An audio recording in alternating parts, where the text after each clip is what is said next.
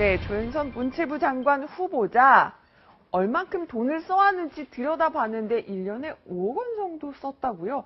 무슨 얘기일까요? 먼저 그 문제를 제기한 야당 의원의 목소리부터 들어보시겠습니다.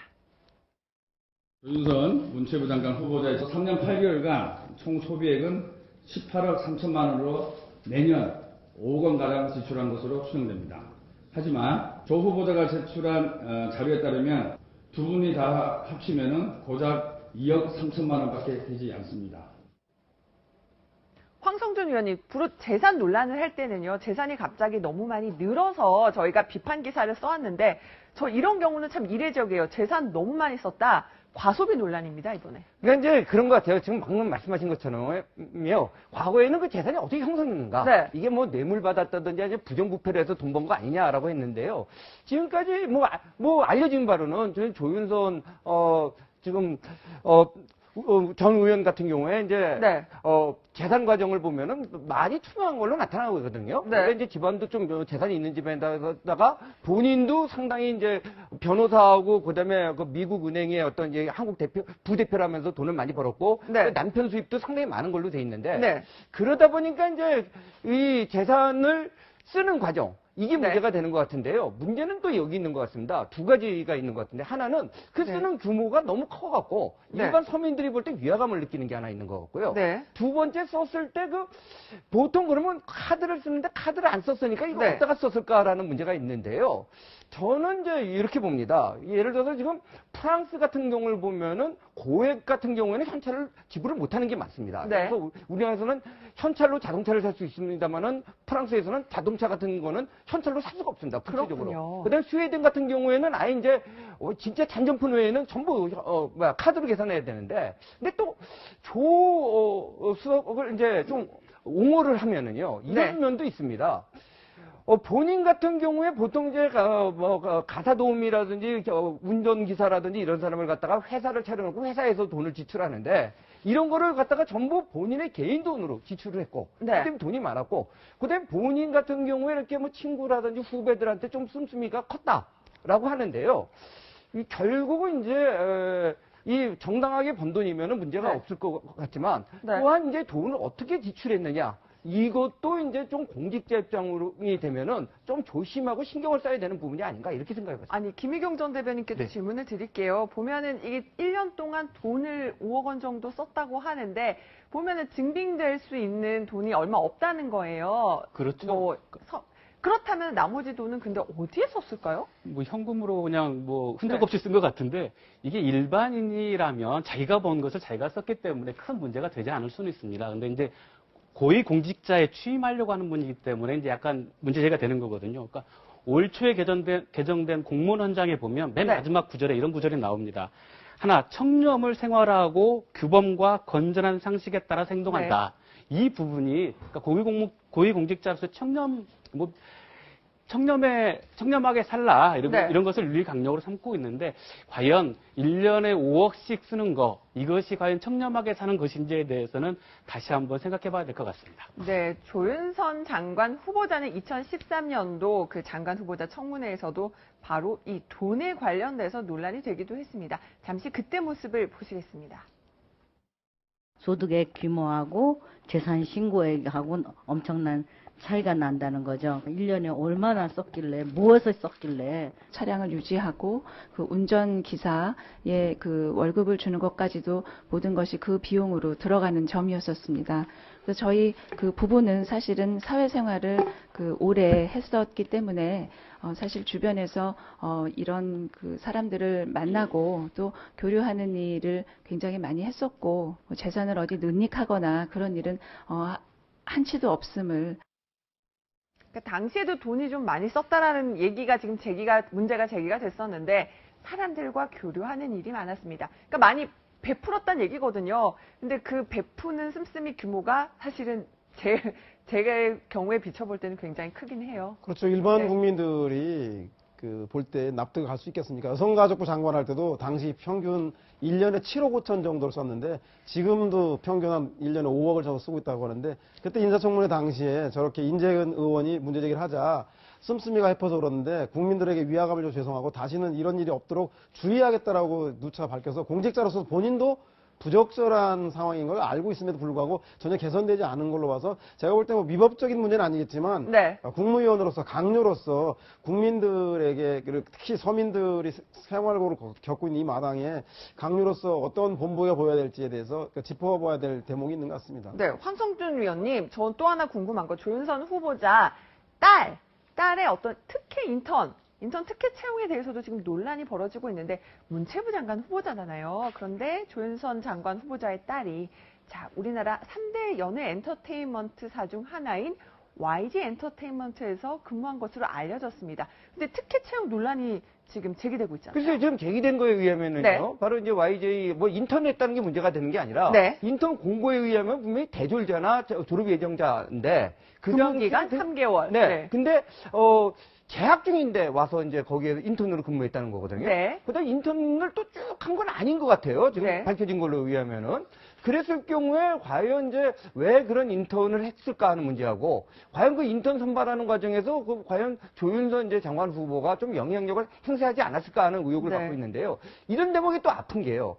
바로 지금 요는 인턴 자리를 해보려고 하는 지금 청년분들이 많거든요. 이런 네. 분들이 볼 때 이거 또 이제 그런 분들의 가슴에 빗을 꽂는 일이 되는 것 같아요. 네. 근데 이제 과연 진짜 어떤 영향력을 행사했는지 이거를 해서 또 이제 어떤 이력을 만들어서 이제 따님이 활용하려고 했는지는 이제 정확하게 밝혀져야겠습니다만은 자간 국민 정서, 특히 지금 취업난에 허덕이고 있는 젊은 세대들이 볼 때는 조금 진짜 좀 화가 날 만한 일이 아닌가 그렇게 네, 생각됩니다. 지금 공교롭게도 조윤선 장관 그 YG 엔터테인먼트 소속인 지드래곤과 이렇게 사진 촬영한 모습도 지금 저희가 볼 수가 있었어요. 그러니까 이 조윤선 장관 후보자의 딸이 YG 엔터테인먼트 같은 경우는 3개월 근무하는 조건이었는데 한 달 정도 근무했다 이렇게 알려져 있더라고요. 그렇죠. 아마도 네. 보니까 그 YG 엔터테인먼트도 그렇고 현대캐피탈도 그렇고 되게 보니까 방학 때 와서 네. 잠깐 인턴을 하고 간 것 같아요. 아, 미국에 있는 대학교에 재학했죠? 취미생활도 아니고 남들은 그 인턴하기 위해서 무지 노력을 하는데 마치 이렇게 좀 취미생활처럼 인턴을 한 것 같아서 조금 보기에 씁쓸합니다. 아니 현대캐피탈 인턴으로 근무를 했는데 또 현대캐피탈을 이끄는 분이 누구시죠? 바로 정태영 사장인데 보니까요 또 조윤선 장관과 특별한 인연이 있더라고요. 책에 뭔가 추천사도 있었네요. 그렇죠. 기업인들 저렇게 명망성이 있는 CEO가 추천자 쓰는 건 다반사인데 문제는 그것이 조윤선이라고 하는 정치인의 출판물이었기 때문에 그렇지 않아도 국민들이 보기에 정치인과 그 재벌들의 유착 문제에 대해서 많은 그 의구심을 가지고 있는데 제가 볼 때 저렇게 추천자를 쓴 것은 그리고 딸이 그 회사에 인턴으로 자격 조건이 맞지 않음에도 불구하고 취업할 수 있었던 걸 보면 사려 깊지 못한 행동은 아니었던가라는 생각이 들어서요. 신중하게 좀 처신했어야 될 것 같습니다. 네, 조윤선 후보자는 이미 과거에 청문회를 통과했기 때문에 좀 안심을 했을 법도 한데 보면은 결국은 또 이 조윤선 후보자를 검증한 게 누굽니까? 우병우 민정수석인데 우병우 민정수석은 어제도 그렇고요. 물러나지 않고 아직도 지금 아주 굳건한 지위를 과시하고 있습니다. 이제 바로 그러니까 문제가 되는 것 같아요. 네. 우수석 같은 경우에 이제 좀 여러 가지 문제가 났는데 역시 문제가 지금 현재 법리적으로 따져서 딱 이게 입건이 되느냐 안 되느냐에 대해서는 지금 법적에도 논란이 많고 정확한 증거 모인 게 나온 건 아닙니다. 그렇지만 상당히 많은 합리적인 의혹을 받고 있을 뿐만 아니라 일반 국민들한테 제시했을 때 좀 납득하기 어려운 게 많거든요. 예를 들면 그 농지권도 그렇습니다. 지금 서류상으로는 또 경작 계획서를 써냈고 부인께서 가서 또 이렇게 파종도 했다고 하니까 네. 통신 논리상으로는 거기서 농사를 진 건데 네. 일반 국민이 볼 때 진짜 그게 그 부인이 진짜 거기서 농사를 지려고 했겠습니까? 이런 문제가 되는 거거든요. 예를 들어 지금 조윤선 후보의 문제도 아마 좋게 해서 그러면 이런 의미였을 겁니다. 그러니까 이제 곱게 자라고 부잣집 딸로 자란 그 딸이 혼자 이렇게 크면 안 되니까 방학 때라도 와서 이렇게 조금 이제 인턴 저임금 받으면서 그 기준으로는 저임금이죠. 받아서 일하라고 하는 건데 사실 또 나쁘게 해석하면 그것이 그 임금 때문이 아니라 나중에 한 걸음 올라갈 때 경력에다가 집어넣으려고 한 거 아니냐는 오인을 받기 쉽고 네. 또 그 자리에 또 가려고 하는 젊은이들이 워낙 많거든요. 네, 그렇죠. 그러니까 지금 비판을 받는 것 같습니다. 네, 조윤선 후보자 또 어떻게 해명하는지도 저희가 전해드리도록 하고요. 저희는 정치권 소식 마지막 주제로 넘어가 보겠습니다.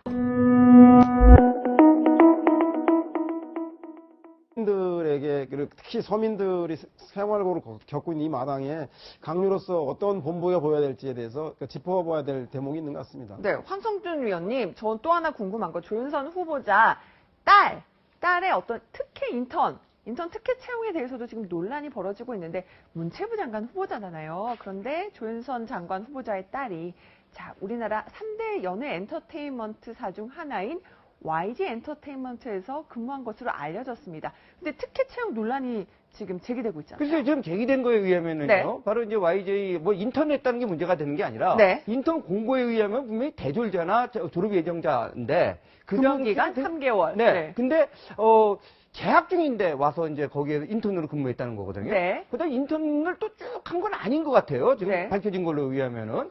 그랬을 경우에 과연 이제 왜 그런 인턴을 했을까 하는 문제하고, 과연 그 인턴 선발하는 과정에서 과연 조윤선 이제 장관 후보가 좀 영향력을 행사하지 않았을까 하는 의혹을 네. 갖고 있는데요. 이런 대목이 또 아픈 게요.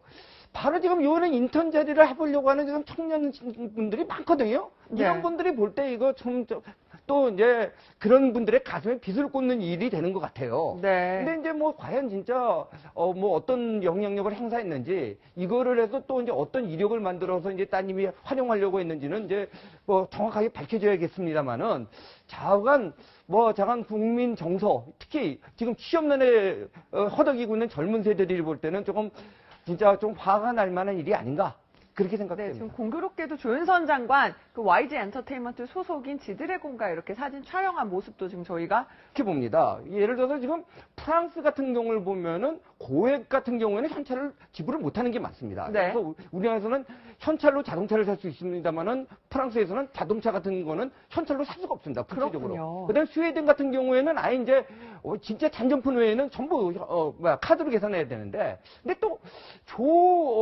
수석을 이제 좀 옹호를 하면은요 이런 네. 면도 있습니다. 본인 같은 경우에 보통 이제 가사 도우미라든지 운전기사라든지 이런 사람을 갖다가 회사를 차려놓고 회사에서 돈을 지출하는데, 이런 거를 갖다가 전부 본인의 개인 돈으로 지출을 했고, 네. 그다음에 돈이 많았고, 그다음에 본인 같은 경우에 이렇게 친구라든지 후배들한테 좀 씀씀이가 컸다라고 하는데요. 결국은 이제 이 정당하게 번 돈이면은 문제가 네. 없을 것 같지만, 네. 또한 이제 돈을 어떻게 지출했느냐, 이것도 이제 좀 공직자 입장이 되면은 좀 조심하고 신경을 써야 되는 부분이 아닌가 이렇게 생각해봤습니다. 아니 김희경 전 대변인께도 네. 질문을 드릴게요. 보면은 이게 1년 동안 돈을 5억 원 정도 썼다고 하는데 보면은 증빙될 수 있는 돈이 얼마 없다는 거예요. 그렇죠. 그렇다면 나머지 돈은 근데 어디에 썼을까요? 현금으로 그냥 흔적 없이 쓴 것 같은데, 이게 일반인이라면 자기가 번 것을 자기가 썼기 때문에 큰 문제가 되지 않을 수는 있습니다. 근데 이제 고위 공직자에 취임하려고 하는 분이기 때문에 이제 약간 문제제기가 되는 거거든요. 그러니까 올 초에 개정된 공무원 헌장에 보면 맨 네. 마지막 구절에 이런 구절이 나옵니다. 하나, 청렴을 생활화하고 규범과 건전한 상식에 따라 행동한다. 이 부분이 그러니까 고위 공직자로서 청렴하게 살라. 볼 수가 있었어요. 그러니까 이 조윤선 장관 후보자의 딸이 YG 엔터테인먼트 같은 경우는 3개월 근무하는 조건이었는데 한 달 정도 근무했다 이렇게 알려져 있더라고요. 그렇죠. 아마도 네. 보니까 그 YG 엔터테인먼트도 그렇고 현대캐피탈도 그렇고 되게 보니까 방학 때 와서 네. 잠깐 인턴을 하고 간 것 같아요. 아, 미국에 있는 대학교에 재학했죠? 취미생활도 아니고 남들은 그 인턴하기 위해서 무지 노력을 하는데 마치 이렇게 좀 취미생활처럼 인턴을 한 것 같아서 조금 보기에 씁쓸합니다. 아니 현대캐피탈 인턴으로 근무를 했는데 또 현대캐피탈을 이끄는 분이 누구시죠? 바로 정태영 사장인데 보니까요 또 조윤선 장관과 특별한 인연이 있더라고요. 책에 뭔가 추천사도 있었네요. 그렇죠. 기업인들 저렇게 명망성 있는 CEO가 추천자 쓰는 건 다반사인데, 문제는 그것이 조윤선이라고 하는 정치인의 출판물이었기 때문에 그렇지 않아도 국민들이 보기에 정치인과 그 재벌들의 유착 문제에 대해서 많은 그 의구심을 가지고 있는데, 제가 볼 때 저렇게 추천자를 쓴 것은, 그리고 딸이 그 회사에 인턴으로 자격 조건이 맞지 않음에도 불구하고 취업할 수 있었던 걸 보면 사려 깊지 못한 행동은 아니었던가라는 생각이 들어서요. 신중하게 좀 처신했어야 될 것 같습니다. 네, 조윤선 후보자는 이미 과거에 청문회를 통과했기 때문에 좀 안심을 했을 법도 한데 보면은 결국은 또 이 조윤선 후보자를 검증한 게 누굽니까? 우병우 민정수석인데, 우병우 민정수석은 어제도 그렇고요. 물러나지 않고 아직도 지금 아주 굳건한 지위를 과시를 하고 있습니다. 이제 바로 이제 그러니까 이제 문제가 되는 것 같아요. 이제 네. 우수석 같은 경우에 이제 좀 여러 가지 문제가 났는데 역시 문제가 지금 현재 법리적으로 따져서 딱 이게 입건이 되느냐 안 되느냐에 대해서는 지금 법조계에도 논란이 많고 이런 것을 윤리 강력으로 삼고 있는데 과연 1년에 5억씩 쓰는 거 이것이 과연 청렴하게 사는 것인지에 대해서는 다시 한번 생각해 봐야 될 것 같습니다. 네, 조윤선 장관 후보자는 2013년도 그 장관 후보자 청문회에서도 바로 이 돈에 관련돼서 논란이 되기도 했습니다. 잠시 그때 모습을 보시겠습니다. 소득의 규모하고 재산 신고액하고는 엄청난 차이가 난다는 거죠. 1년에 얼마나 썼길래, 무엇을 썼길래. 차량을 유지하고 그 운전기사의 그 월급을 주는 것까지도 모든 것이 그 비용으로 들어가는 점이었었습니다.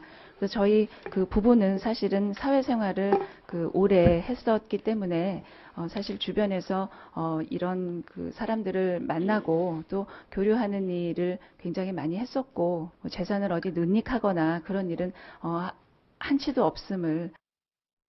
그러니까 당시에도 돈이 좀 많이 썼다라는 얘기가 지금 문제가 제기가 됐었는데 사람들과 교류하는 일이 많았습니다. 그러니까 많이 베풀었다는 얘기거든요. 근데 그 베푸는 씀씀이 규모가 사실은 제 경우에 비춰볼 때는 굉장히 크긴 해요. 그렇죠. 일반 네. 국민들이 볼 때 납득을 할 수 있겠습니까? 여성가족부 장관할 때도 당시 평균 1년에 7억 5천 정도를 썼는데 지금도 평균 한 1년에 5억을 정도 쓰고 있다고 하는데 그때 인사청문회 당시에 저렇게 인재근 의원이 문제제기를 하자 씀씀이가 해퍼서 그러는데 국민들에게 위화감을 좀 죄송하고 다시는 이런 일이 없도록 주의하겠다라고 누차 밝혀서 공직자로서 본인도 부적절한 상황인 걸 알고 있음에도 불구하고 전혀 개선되지 않은 걸로 봐서 제가 볼 때 뭐 미법적인 문제는 아니겠지만 네. 국무위원으로서 강요로서 국민 네, 조윤선 문체부 장관 후보자 얼만큼 돈을 써왔는지 들여다봤는데 1년에 5억 원 정도 썼다고요?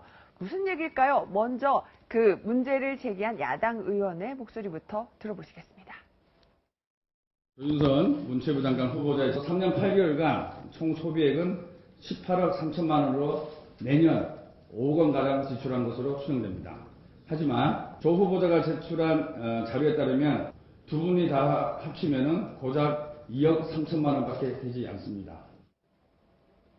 황성준 의원이 주로 재산 논란을 할 때는요, 재산이 갑자기 너무 많이 늘어서 저희가 비판 기사를 써왔는데, 저 이런 경우는 참 이례적이에요. 재산 너무 많이 썼다. 과소비 논란입니다, 이번에. 그러니까 이제 그런 것 같아요. 지금 방금 말씀하신 것처럼요. 과거에는 그 재산이 어떻게 형성됐는가? 네. 이게 뭐 뇌물 받았다든지 아니면 부정부패를 해서 돈 번 거 아니냐라고 했는데요.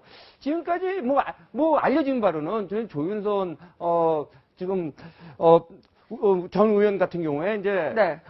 재산 과정을 보면은 많이 투명한 걸로 나타나거든요. 네. 그러니까 이제 집안도 좀 재산이 있는 집에다가 본인도 상당히 이제 변호사하고 그다음에 그 미국 은행의 어떤 이제 한국 부대표라면서 돈을 많이 벌었고 네. 남편 수입도 상당히 많은 걸로 돼 있는데 네. 그러다 보니까 이제 이 재산을 쓰는 과정 이게 네. 문제가 되는 것 같은데요. 문제는 또 여기 있는 것 같습니다. 두 가지가 있는 것 같은데 하나는 그 쓰는 규모가 너무 커갖고 네. 일반 서민들이 볼 때 위화감을 느끼는 게 하나 있는 것 같고요. 네. 두 번째 썼을 때 보통 그러면 카드를 쓰는데 카드를 안 썼으니까 이거 네. 어디다가 썼을까라는 문제가 있는데요.